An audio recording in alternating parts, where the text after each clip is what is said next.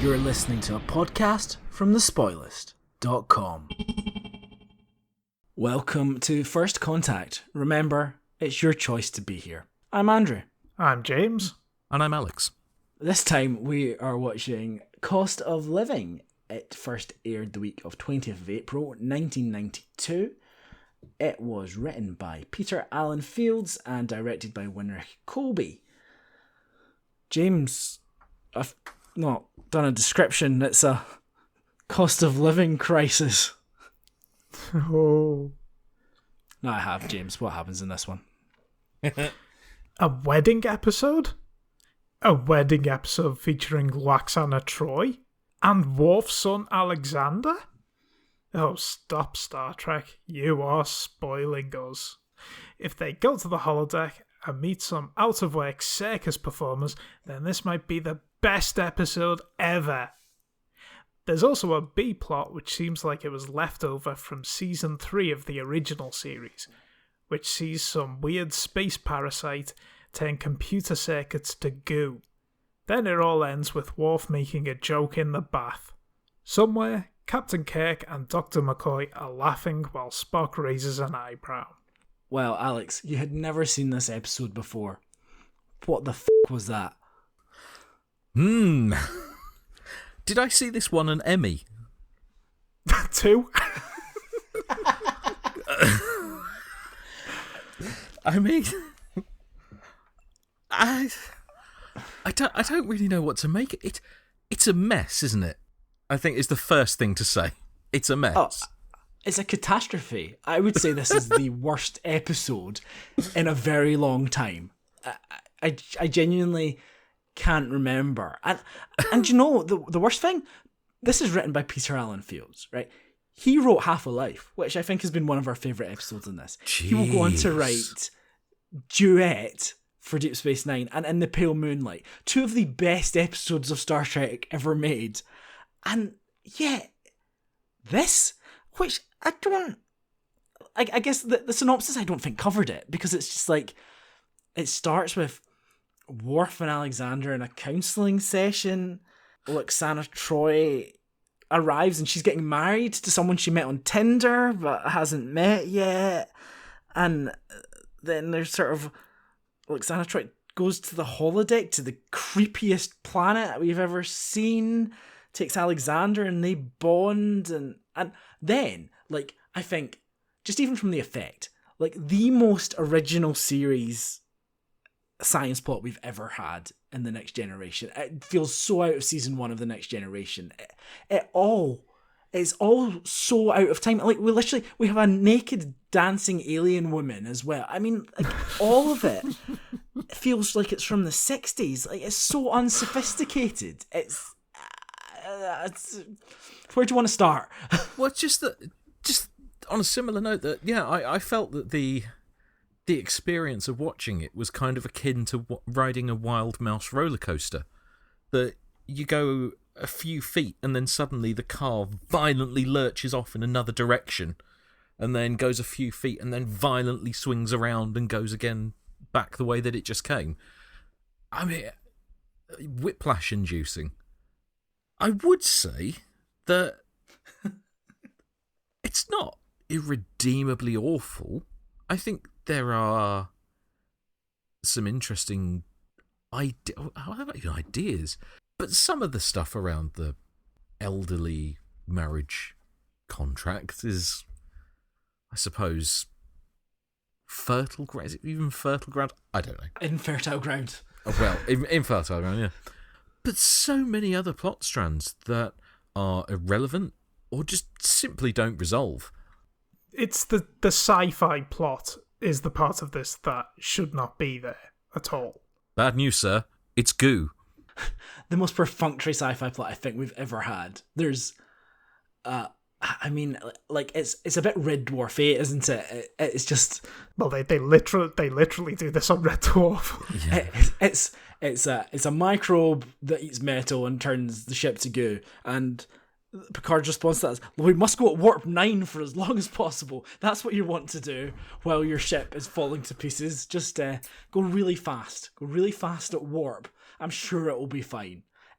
just the decision making and the logic, it's just all so basic and wrong, and this feels so much like a first draft, like one written by a fan who had seen the show twice, maybe. It's shoehorned in an episode that it doesn't fit in. Previously, we had the episode Family, which I think is one of the best episodes TNG ever did. It was kind of the third part of Best of Both Worlds. It didn't have a sci-fi plot, it was all about Picard and his brother. But they wanted to add a sci-fi plot to it, and they managed to convince Rick Berman not to have one. They ended up using the plot of officers disappearing for a separate episode. This feels like the same thing, except they didn't manage to convince them not to insert this completely unnecessary sci-fi plot, which is practically resolved by just showing the microbes that there's more delicious metal in an asteroid field. A resolution to a plot which has absolutely no crossover or bearing with the A plot, other than briefly they look up and see that the holodeck is starting to dissolve a bit. The whole thing with when you do a character-led episode, when the character stuff is the A-plot, like we had in Half a Life. Let's take Peter Ellenfield's other script, which was about someone whose life work was ending because of society meant he was going to die young. He had to end his life at a certain age because that was what was traditional in his society. And that was about a star burning out. And you're like, yes, this makes sense. Like, you can understand, you can see the metaphor there and how that ties together. These two plots, his life's work being burnt out, like, just perfect. But this is just like, well, we've got to do two plots. And, you know, this might as well have been like one of those ones from the TNG Season 8 Twitter account. It might as well have been Data and Geordi decide to raise a dolphin. You know, it's it doesn't tie in and it doesn't matter. And it's like, obviously the stakes are high, but it doesn't matter because that's not what we care about in this episode. And what we do care about in this episode, let's be honest, is also no great shakes. Like, we've done the Great Lwaxana episode already. Then to do another I Want to Get Married, but there's a culture clash type episode. It feels the same, but also at the same time so much less. I would rather there wasn't a wedding theme to it. If she's going to come on and do a sort of parental mentorship, fairy godmother type thing, then just make it about that. Just make it about her bonding with Alexander.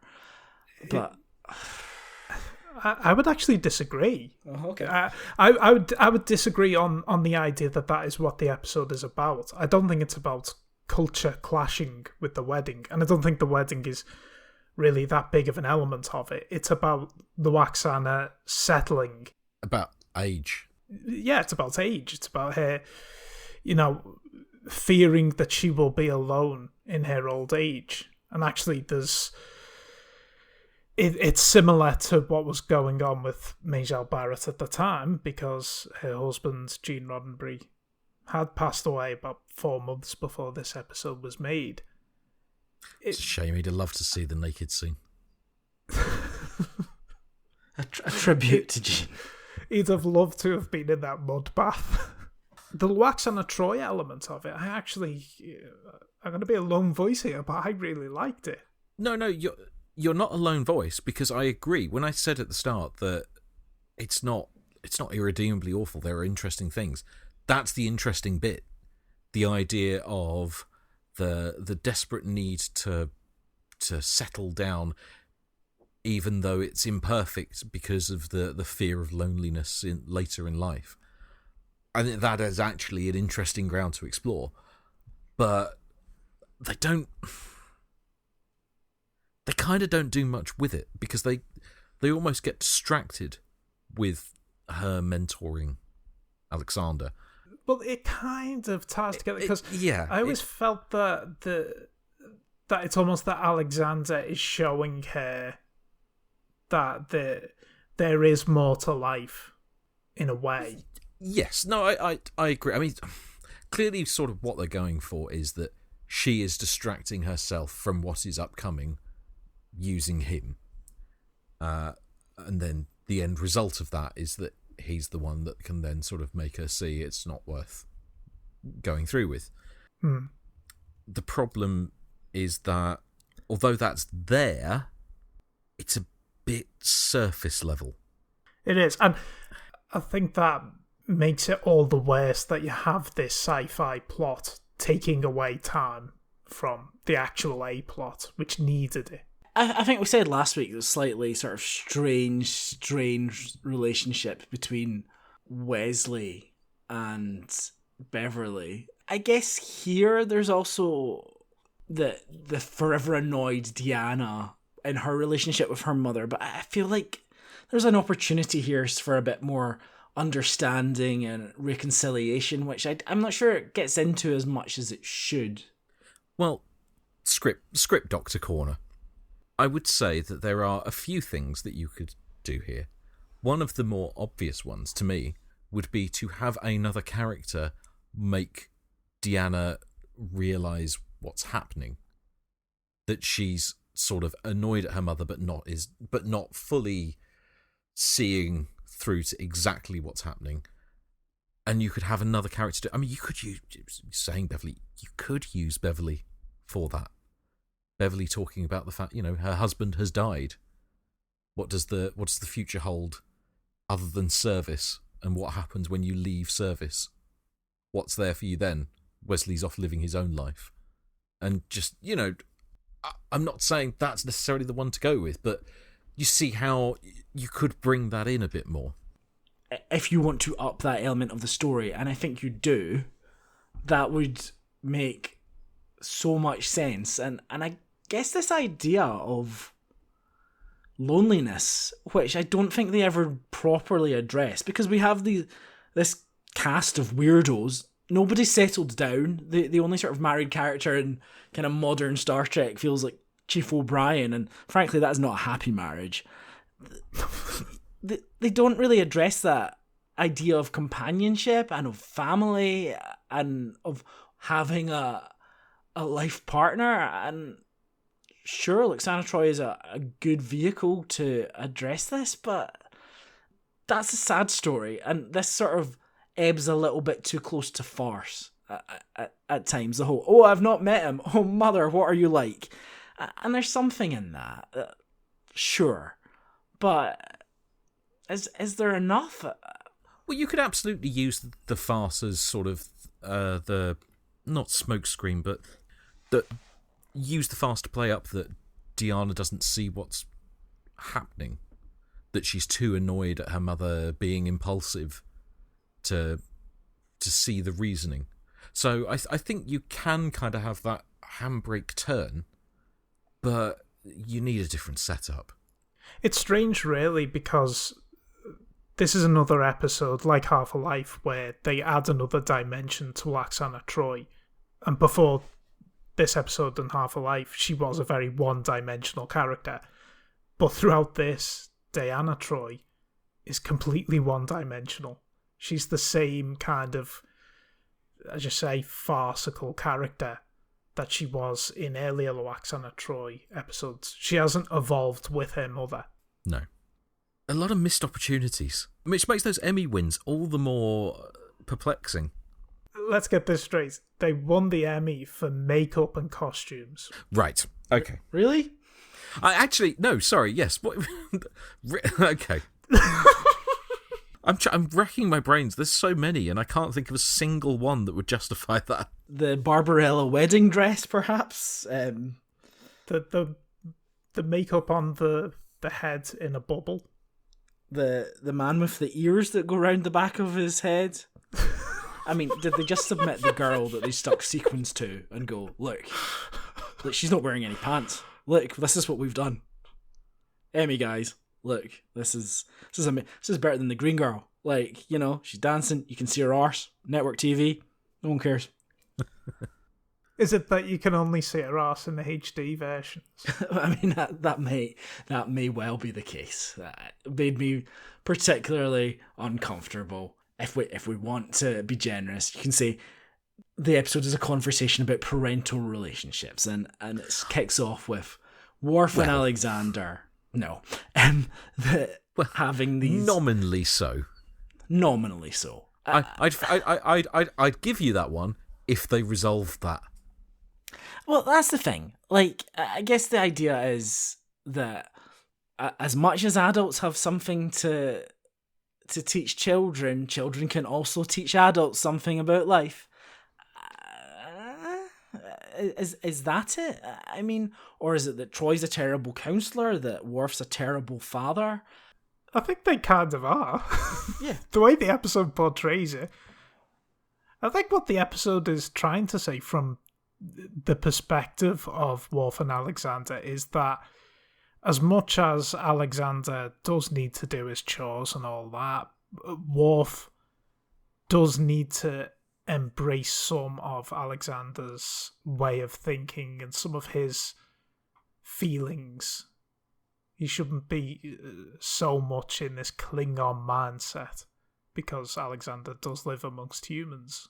I agree, that's what they're going for. The problem is that you don't have that kind of resolution to that element other than seeing Worf in a mud bath complaining about it.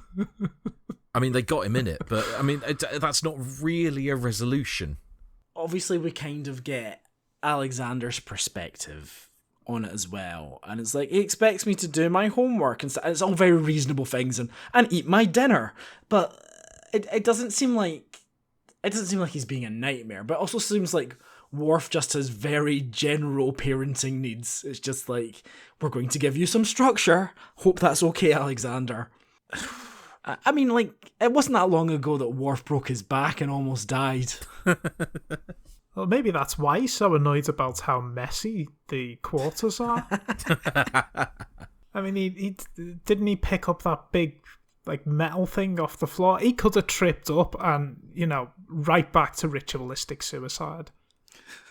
Yeah, it's a big quandary. I want to talk about this holodeck program. Well, before you do, can I introduce it with what the Nitpicker's Guide has to say about it? Oh, please, yeah. Not because I think you're particularly going to disagree. And it says, during Lwaxana and Alexander's first mud bath, a dancer entertains them. She writhes about nude except for 3 strategically placed decorations. Are the creators of this episode purporting that this is an acceptable form of entertainment for a young boy? Well, quite. I mean, the whole thing is like, we're going to go here and I'm going to show you that life can be fun because I'm fun. And because children love mud baths. What children love more than anything else is a spa day. A spa day with clowns. Clowns and jugglers. Genuinely, you can show people a lot of Star Trek Next Generation, I think, and say, this hasn't aged. This is a great piece of drama, great piece of TV. Like, you could show this now. It's absolutely fine. The writing is good, the direction's good. And this is just like, this must have looked bad in 1992. Surely. It's just really weird and creepy. You have a floating head in a bubble. You have the set, which clearly they couldn't really expand very much. A juggler and some acrobats. I mean, sort of like Community Theatre Aslan. Yeah, exactly that. It's like if an amateur dramatics group tried to stage Labyrinth. It's just so off-putting and unpleasant. And then, as you say, they go into a mud bath and you're just like, I'm not sure how comfortable I am with, like, young children surrounded by nudity. They're more enlightened in the future. That's fine. But why is there basically, like, someone dancing with no clothes on in front of the... I just don't think this was the way to go. And they really go to highlight it, with that big close-up of their backside at the start of that shot. Yeah, I mean, it's the most Michael Bay shot in all of Star Trek. It feels... visually, it felt like we jumped back into season 1. Yeah. It's got that of in-between eras strangeness that it had. Yeah, and I guess the presence of Majel Barrett doesn't help that, because from the original Star Trek, and obviously her relationship with Gene Roddenberry, and she's playing this very Roddenberry character, I suppose. Anti-Mame in space. But I just don't like it. I don't care about any of it. I think I don't like it. Like, I don't like it as the biggest element of it. Like you say, the resolution, like Troi and Worf come in and go, "Oh, mother, what are you doing?" It's like, this is not appropriate. And it's just like, okay, well, then what? Here's this guy, he's big on protocol, and you're a loose cannon. That in itself, right? See if you took that setup, that she's with this guy and he's very formal and she's just ridiculous and over the top. That would be fun to play if you wanted to do that, but they didn't really want to do that either. Like, they don't have enough time to establish anything. It's just, here's some Star Trek stock characters from the planet of no fun. Like, it does feel very rushed once they appear. I mean, I realize that part of that is deliberate because they're trying to make it into a farce. The conversations between all the different parties in the room, but it really rushes straight through all of that. The point to me is that her time on the Enterprise up to this point has made her realise that this isn't what she wants, and then her husband-to-be arriving just confirms that. So we don't need to see any more than the short amount of time we have with them. It's pretty much just practically 2 scenes, isn't it? Oh yeah, pretty much. I think the problem that I have is that the mud bath and clowns don't quite sell me enough on providing that realization, and Alexander doesn't do it either. I think there's a big Alexander problem because he's not very likable, really, and like him repeating the words that he hears the guy say or doing his laughing hour or whatever, it's all incredibly irritating, and I want to send him straight to bed with no dinner as well. I don't. That would be abusive. But I just don't know what the point of any of it is. Like, what are we meant to learn about any of the characters other than, as we've said at the start, Lwaxana is lonely and there's nothing to do. And I think we've, just by talking about it, given that more depth than it probably deserves. So everyone is one note, people are doing their jobs, and the Enterprise almost explodes. But Data has to save the day because he's the one who's not affected by the thing that affects everyone. Although I would like to talk about how sweaty everybody gets. Yeah, these are futuristic outfits. They shouldn't sweat that much. I mean, that's disgusting. I mean, it's a disgusting level of sweat. Like, the full front chest, absolutely sodden wet. Considering it's a one piece as well, and considering the time that they said it would take to get there, and that most of them must have been on the edge of consciousness, if not having passed out and whatnot. It's a lot of sweat, but it is remarkably limited to one area. Like, no one's walking around with big damp patches under their arms or a big wet crotch, which, considering that they have this one-piece outfit on, this one-piece sponge-like outfit. I think I did see some sweaty underarms. To be honest, I wasn't looking for big wet crotches. It's the tagline for the episode. I mean, that sounds more like the other plot anyway, doesn't it?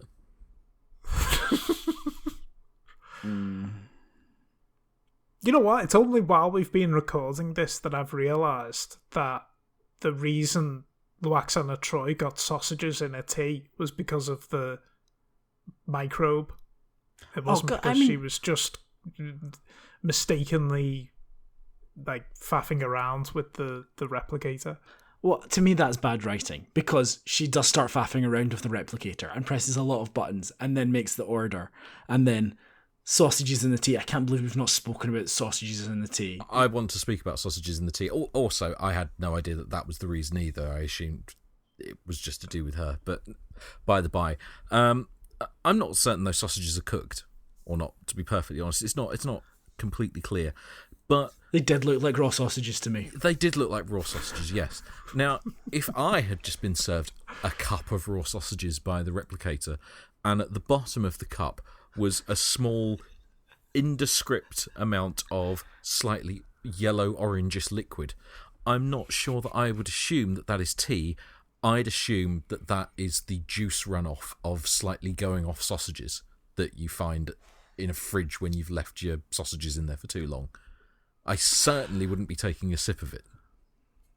It did look like tea, and I don't think the replicator would make out-of-date sausages.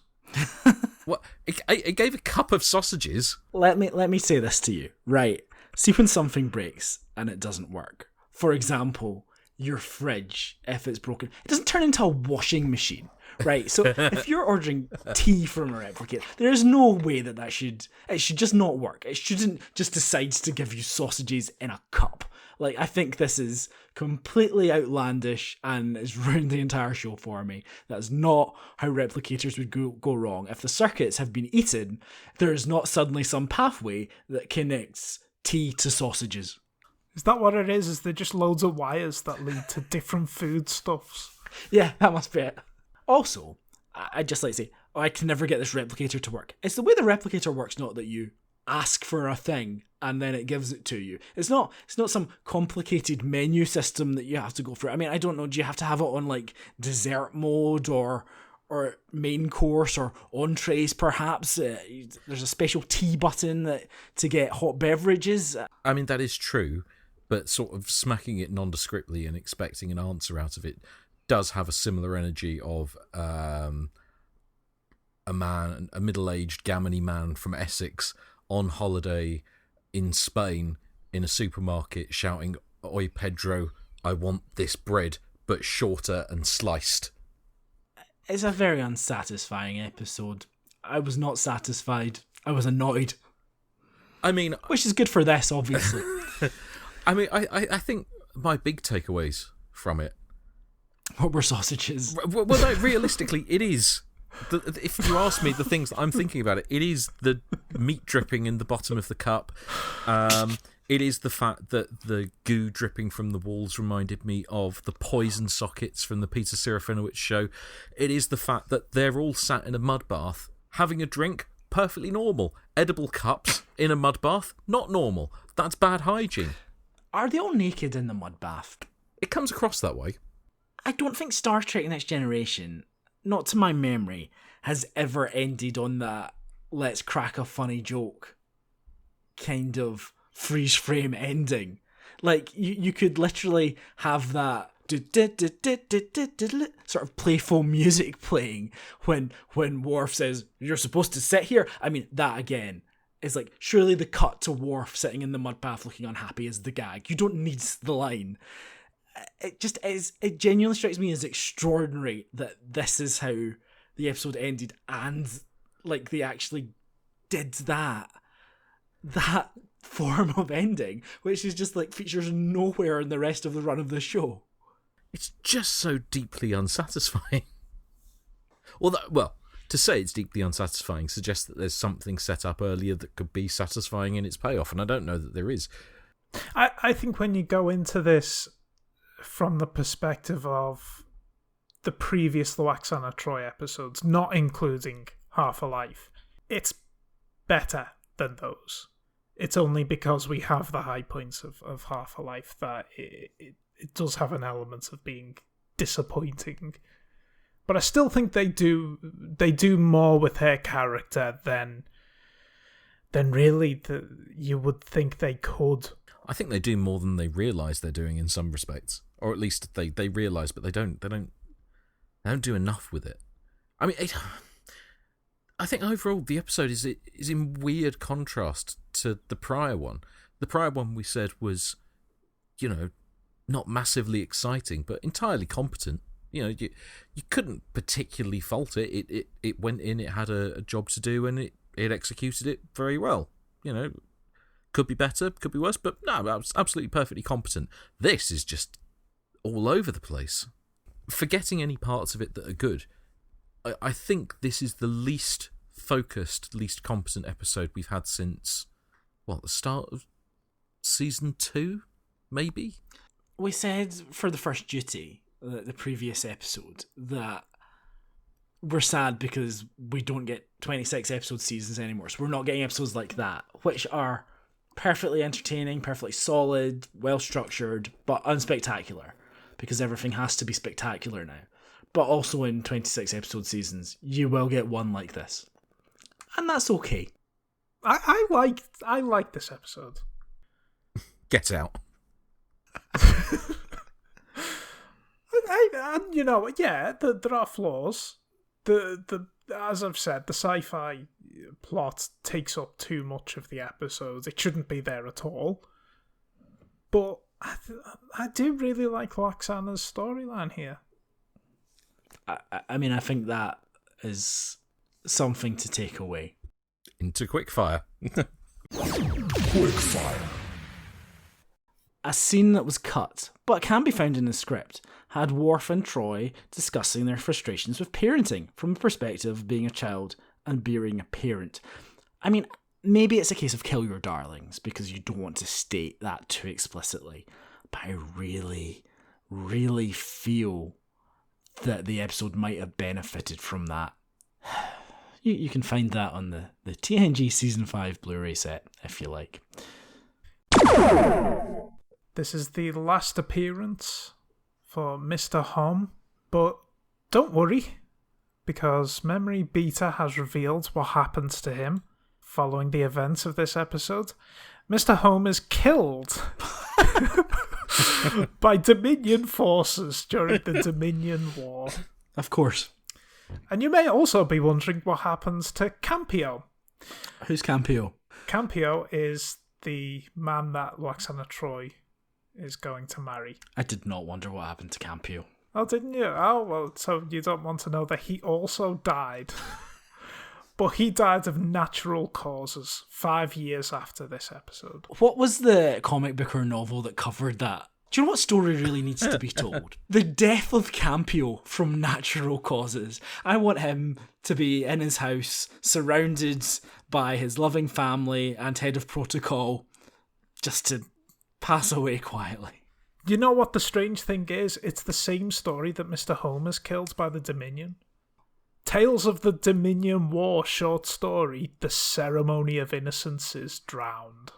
Well, I take that back, because obviously I wanted to hear about the brutal murder of Mr. Hom by Dominion forces. I'm sure the Jem'Hadar had a great challenge fighting him off, the silent butler to Lwaxana Troi, and I'm sure they thematically beautifully tied that into the tragic death of Cujo? Look, we've talked about this before. Don't give Alex Kurtzman ideas for spin-offs. I mean, to be fair, they do mention the fall of Beta Z in Deep Space Nine to the Dominion, so it's you know, it makes sense to do a story about that. I don't want to dwell too long on the Nitpicker's Guide on this edition, because there's nothing of interest, to be perfectly honest. But I would just like to make special mention of the fact that in the plot oversights, it says, does it strike anyone as odd that Troi, a person who has never had children and can't even get along with her own mother, is providing parenting advice? Let me tell you, as a parent of a 6-year-old, it is absolutely not surprising in the slightest that someone would wish to just proffer advice at random with no expertise or any relevant experience in the field. That is very normal. Troi did have a child. The episode was called The Child. We try to forget about Ian. In this episode, Major Barrett talks to herself, both playing Lwaxana Troi and the computer. Great stuff. Not only did this episode win 2 Emmy Awards, but it was also nominated for Outstanding Individual Achievement in Hairstyling. Oh, off. Rick Berman remarked, I was extremely pleased by the way it turned out. But what? I had some problems with costuming and makeup and things that troubled me. By the time we put it all together and added some wonderful visual effects to the show, I found it utterly charming. It had heart and warmth. Costuming and makeup, that's your issue here. The stuff thing that won an the Emmy. Award for. 2 Emmys. Thanks once again for listening. We will be back at some point in the future talking about The Perfect Mate. So we do hope that you will join us for that one. But for now, goodbye. Goodbye. Goodbye.